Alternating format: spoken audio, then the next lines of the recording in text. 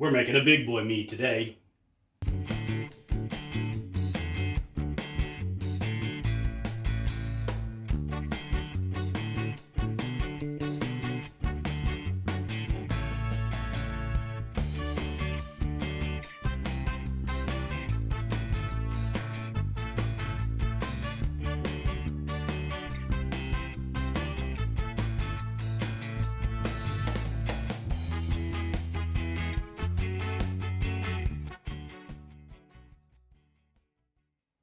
Hey, that's right, guys. We're going to go ahead and make a big boy mead. And by that, I mean a 5-gallon mead. Now, I've chosen a Vikings Blood, which is really just simply a cherry mead. We're going to go ahead and make 5 gallons of that. And what we're going to use to do that, we are going to use 15 pounds of Kirkland Honey. We are going to use 3.5 liters, 2 bags of this, of Tart Montmorency cherries, and then we're also going to use 1 pound and 4 ounces of organic dried Montmorency cherries as well. The reason I'm using Tart cherries and not sweet is because, well, frankly, I'm going to have a lot of honey in there, and I'm going to back sweeten it to boot. With the 15 pounds of honey in here, this should come out somewhere in like the 19.5% range. With an 18% tolerance yeast, we'll get pretty close to that, right? So, and again, if you're watching this video and you're new to my channel and you're thinking, wait, 15 pounds of honey, 5 gallons of water, carry the 0, divide by 1, that's not right. Well, you're using the abbreviated version of the calculation to determine ABV. I'm using the alternate or advanced calculation, which accounts for the non-linear increase in alcohol based on sugars. So it's a little more accurate at higher ABVs. It is not any more accurate when you are talking about lower ABVs. So it's no good using it for, say, beer, or if you're going to stay in the 9-10% range. But if you're going to be making some higher content wines, then you may want to look into the alternate calculation, and that's at the bottom of the screen here just now. So let's get to this. First thing we're always going to do, we're going to pitch our yeast. I've preheated some water. I've got my temperature gauge here, my temperature gun. I'm going to go ahead and get a lot of that hot water. And the reason I'm going to do that is because it's probably going to be too hot. It is. And I'm going to use a bit of cold water to cool that down just a tad.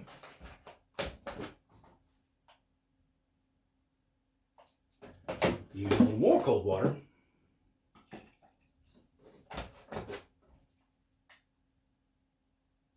There we go. Right at about the right one. Now, the reason I wanted to use so much water is because I'm actually, with 5 gallons, I'm going to use an entire package of my champagne yeast. Again, it's rated up to 18% tolerance. Your mileage may vary. I could get 17. I could get 16.5. I could get the full 19.5%. I don't know. We'll find out.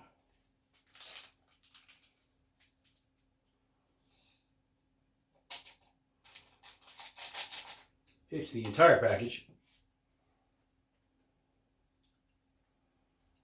Give this a bit of shake and a stir. What I'm doing, anytime you pitch yeast, if you've never done it before, the yeast tend to clump up and stay. I mean, it's kind of like any powder that you try to put into a water and then make it soluble. It tends to want to try to clump up unless it's like super hot water, but you can't use super hot water. So this is about 95 degrees right now, which is right where the manufacturer says to put it. So you have to shake it up a bit to get all of the yeast broken up and actually in the solution. We're going to let it sit. We're going to let them do their thing. Meanwhile, we are going to very quickly, because this is my second video of the night, we're going to very quickly go ahead and move over to getting the honey in the bucket. And by doing that, I'm going to go ahead and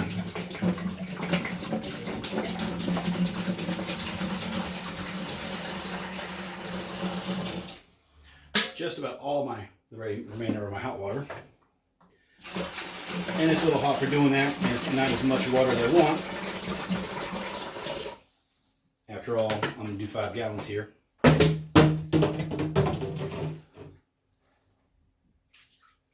My water has gotten tepid. My honey is not as fluid as I'd like, but you know what? It is what it is, and we will drive on.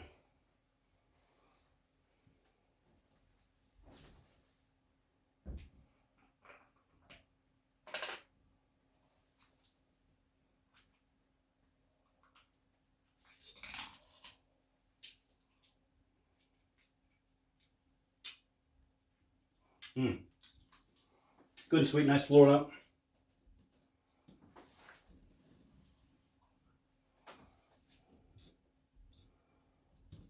Yeah, see how that's not pouring nearly as well as if you look at some of my other videos and watch the honey pour from there. The water is a bit tepid and just not pouring as well.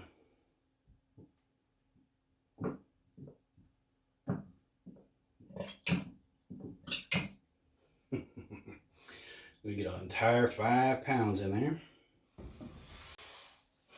Slightly annoying. Last gallon.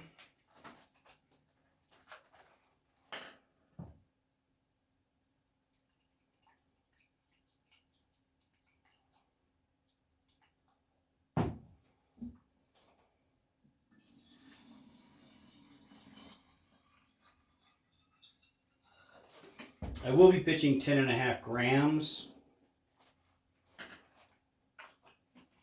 of yeast nutrient, 5 gallons, half teaspoon per. The reason I'm only doing a half teaspoon as opposed to a full teaspoon is because I will be doing tonsa, which is a nutrient step where you take the original gravity, divide it into thirds, and continue to take readings throughout the fermentation. As it hits those mile markers, you add more nutrients to keep your yeast happy and keep the fermentation going really well, really strong. If you don't, you get more fusel alcohols and off tastes than you really want.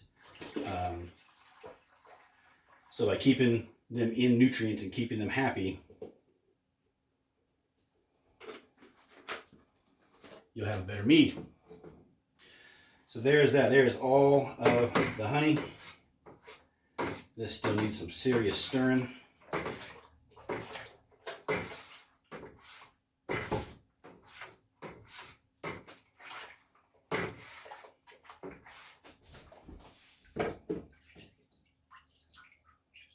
think I'm going to reach for this now because I need it.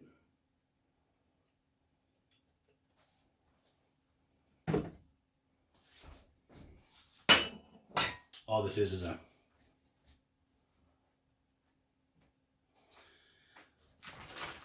catch from a spoon. So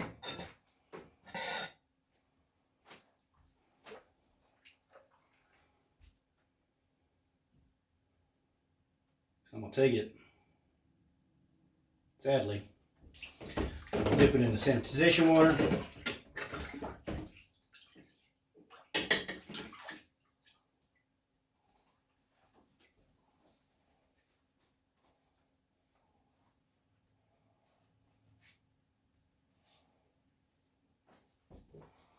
So this is deep enough now that getting all the way to the bottom, the water is, yeah, it's right up to here already.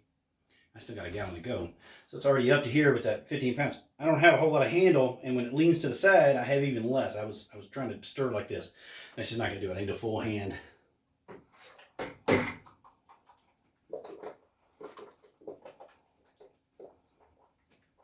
So that I can get that whipped around.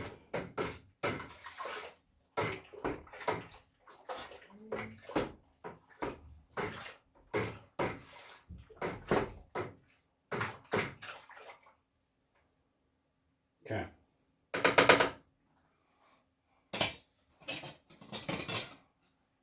set that there. I may have to use less, simply for the less water than I wanted, simply for the fact that I'm not going to have the room. I'll take my knife. Quick sanitization on the edge.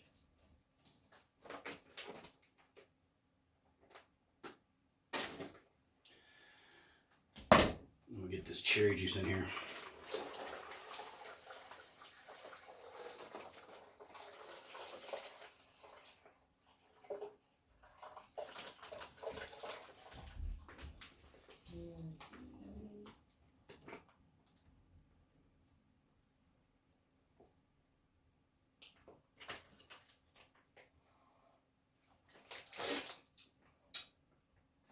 Woo!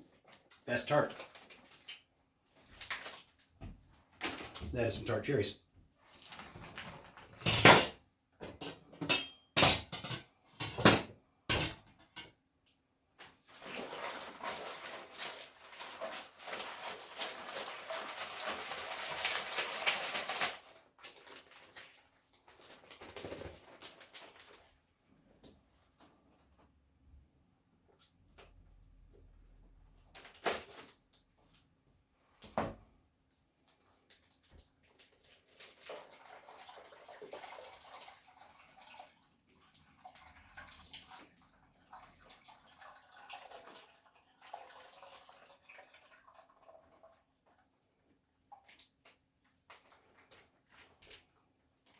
This is going to be awfully close to the vest.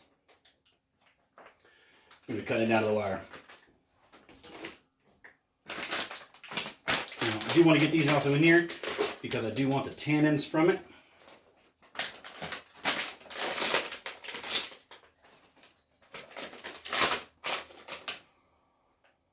Wow.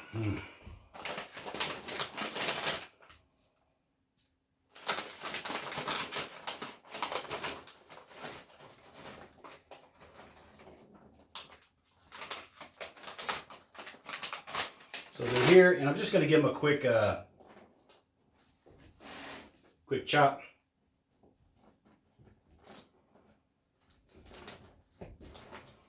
To make sure that as they get rehydrated in this must, most of them have an easy way for the honey and the alcohol to get up in there.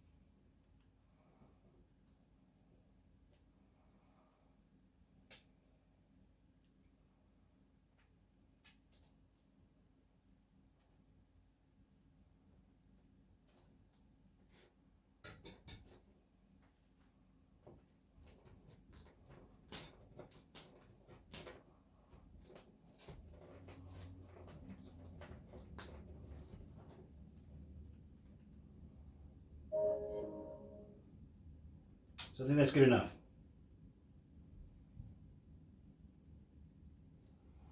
And that knife is nasty sticky.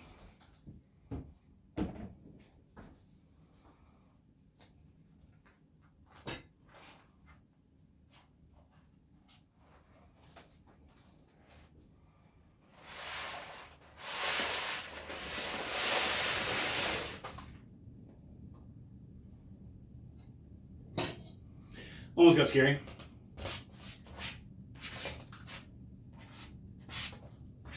Thought about it for a minute there. Alright, so weirdly enough, the cherries, I would have thought they would have floated. They are not.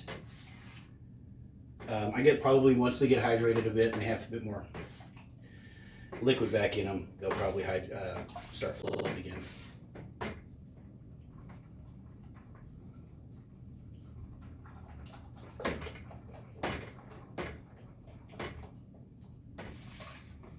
I have a feeling I'm going to have to secondary this in another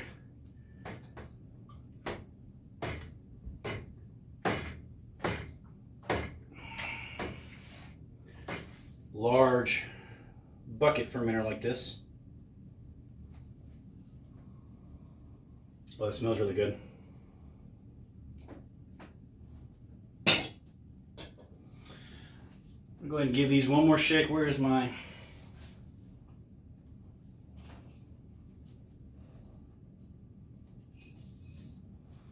I'm going to put those in there. I'm going to give these bad boys one more shake.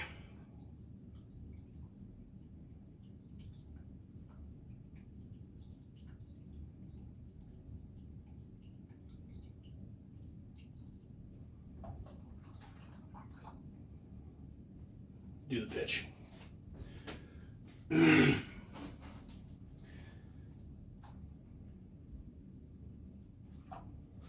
That's about all the water I want to try to do. Yeah, I'm already, I mean, I'm up to this line right here.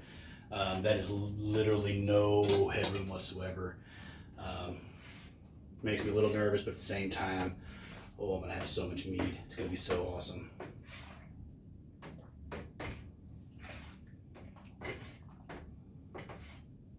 Tell me in the comments down below, if you had 5 gallons of mead sitting in front of you, how long would it take you to consume all that? Would you, if it was good mead, would you just sit and savor it slowly over weeks, months? Or would you call some friends over? I don't know, it's a hard call.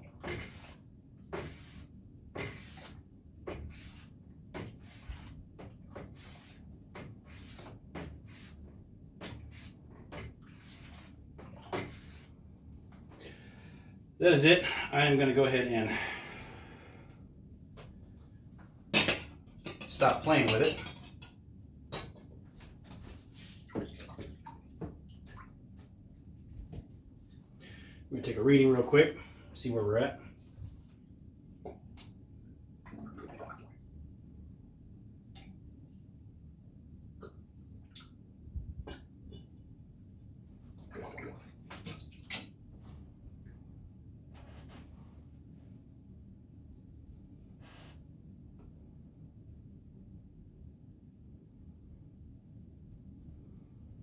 Stays that high, it's a good sign, guys.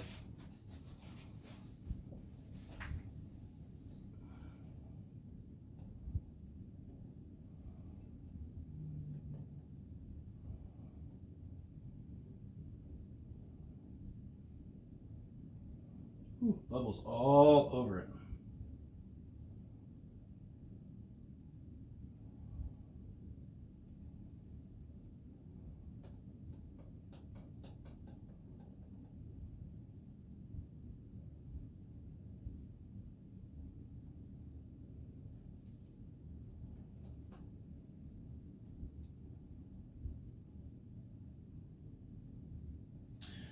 I'm going to call that 1102.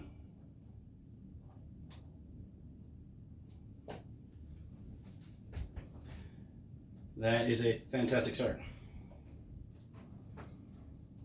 I'll put the potential ABV down here, 1102. Add that right back in.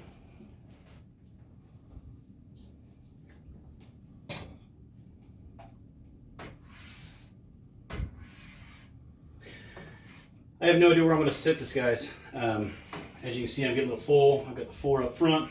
I've got the most recent spiced pear in the back right here.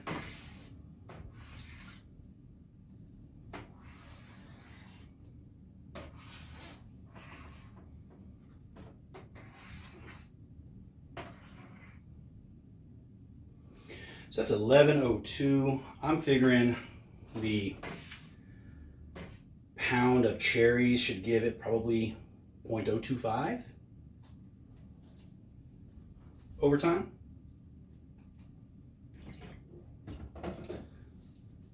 So we're going to say it's a 1127 is what we're going to say it is, adjusted. And and we're going to go with that. So we'll see what it is.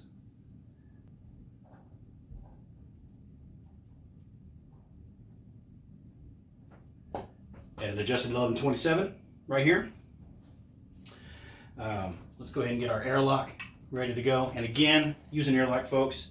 They're super cheap, they're easy to use, and they will save you a whole lot of heartache. Grab my trusty tequila.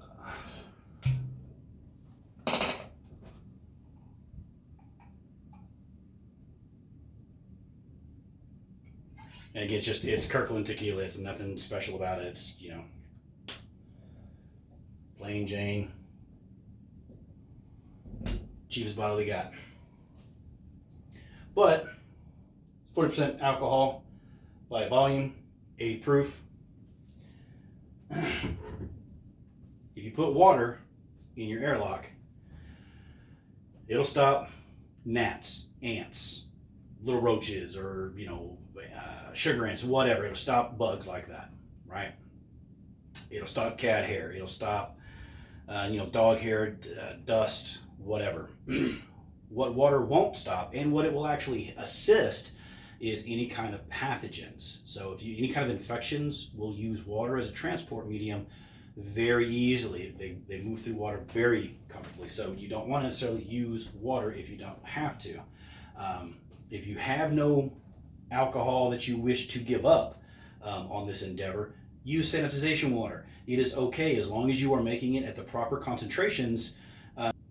It's not going to hurt you if a, you know, quarter of an ounce, whatever, winds up somehow getting into your must. It's not going to hurt you at all. Even better, if you happen to have some non-flavored, such as tequila or vodka, if you have something that doesn't impart a flavor but is high alcohol content, you can use that in your airlocks. That will stop all bugs. It will also stop all pathogens. And in addition, if somehow this alcohol goes up and inside the airlock and down into your must, you're just adding a little bit of, you know, a teeny tiny, I mean, compared to 5 gallons, this is what? This is not 5 gallons. This is actually 5, 6, 6.5-ish gallons of fluid in here. To, even if this entire airlock went in there, that's nothing. It's not gonna, it's not really, I probably wouldn't be able to detect the reading if I took another reading with my hydrometer. I'm not gonna detect that tiny amount of alcohol in there. I'm not gonna see a change. So again, protects you, protects the people who drink your stuff. It's just safer, it's the way to go. So that is it, folks. This is a rough lid. There we go.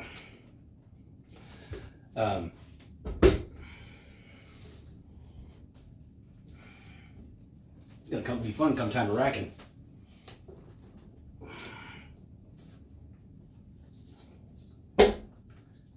So it's got these little ridges right here that bite into your hand. I don't know if you can see that, but it bites into your hand as you're trying to close the damn thing.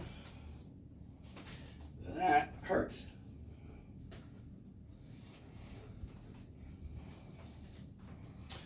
That's it.